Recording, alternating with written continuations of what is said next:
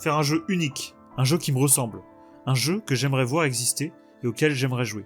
On doit gérer une colonie qui doit fonder une ville dans une tour en équilibre. Le jeu pourrait être un roguelike, parce que j'adore les roguelikes. Alors, j'ai changé le concept. On contrôle un seul personnage. Comme un jeu de plateforme, les lucioles, elles apparaissent aléatoirement dans le ciel, et le joueur doit en récupérer un certain nombre, et les ramener au sol, dans un puits, avant la fin du temps imparti.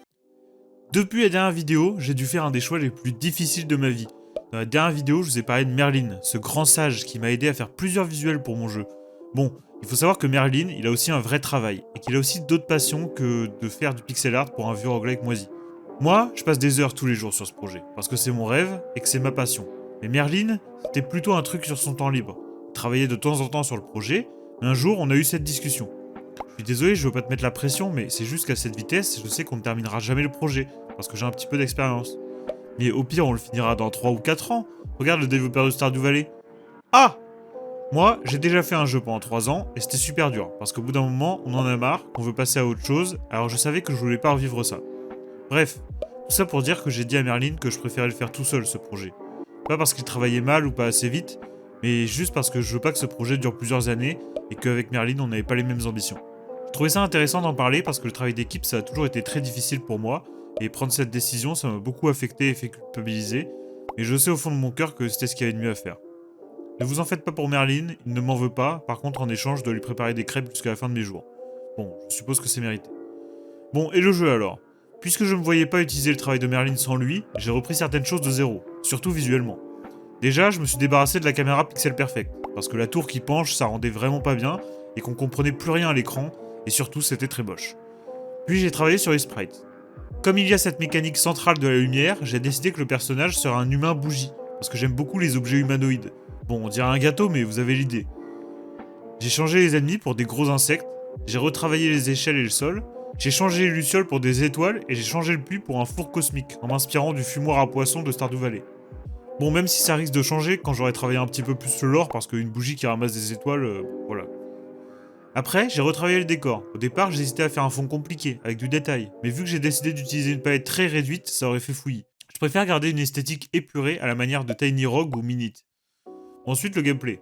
Déjà, j'avais un peu ce problème avec la dernière version que les bâtiments qu'on débloquait n'étaient pas assez utiles selon moi. On avait tendance à en poser peu, voire pas du tout, alors que j'avais déjà ajouté le système de temps de recharge qui fait qu'on peut pas spammer le même bâtiment plein de fois. J'ai fait un gros tri dans les bâtiments. Tous ceux qui n'étaient pas amusants ou pas très forts, je les ai enlevés. Par exemple, le bumper, c'était hyper dur à utiliser correctement, je l'ai enlevé tout simplement. J'ai aussi ajouté 2 nouveaux bâtiments. Un bâtiment qui permet de repousser les ennemis, genre tu poses et hop, plus d'ennemis dans la zone, et un autre bâtiment qui donne une stat aléatoire quand on le construit. Aussi, j'ai retravaillé les sprites des bâtiments. Il y en a certains dont je suis assez fier, et d'autres un petit peu moins. J'aurai le temps de retravailler tout ça plus tard.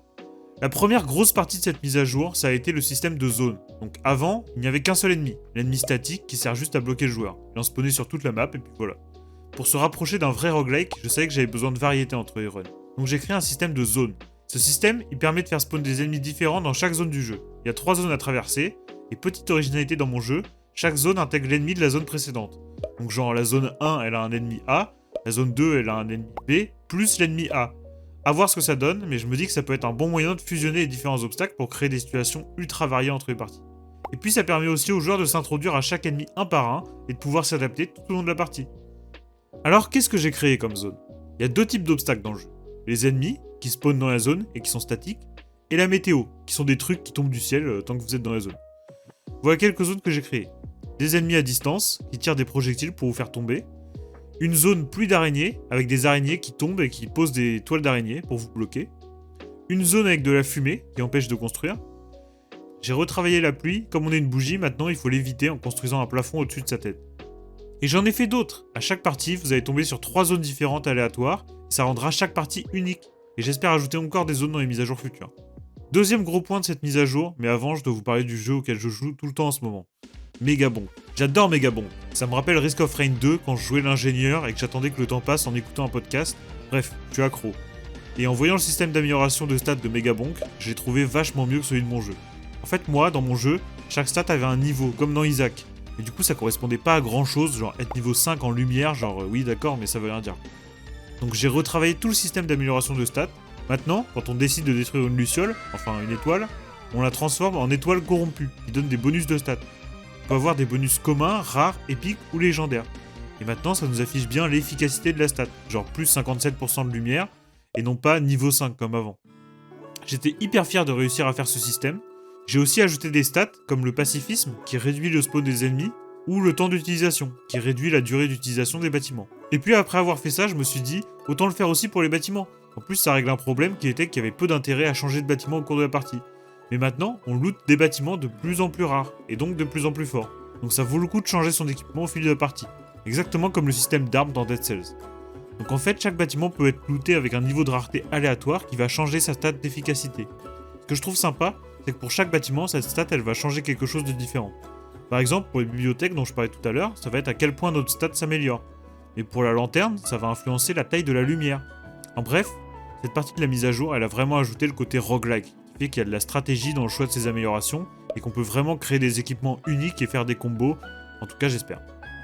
Je suis hyper fier de ce que j'ai accompli en un mois, et j'ai une grande annonce à faire, le jeu a désormais sa propre page Steam, Wax Rogue. Donc ça me ferait hyper plaisir si vous pouviez aller wishlist le jeu, c'est le meilleur moyen de me soutenir. Voilà, je compte payer un artiste pour rendre la page plus jolie dans le futur, mais je suis hyper fier de vous présenter la page Steam de mon premier jeu. C'est un rêve d'enfant qui devient réalité, clairement. Et pour la date de sortie, j'ai mis décembre 2026, même si en vrai, je sais pas trop. Merci pour votre visionnage, dites-moi en commentaire ce que vous pensez de ces nouveaux ajouts, et abonnez-vous!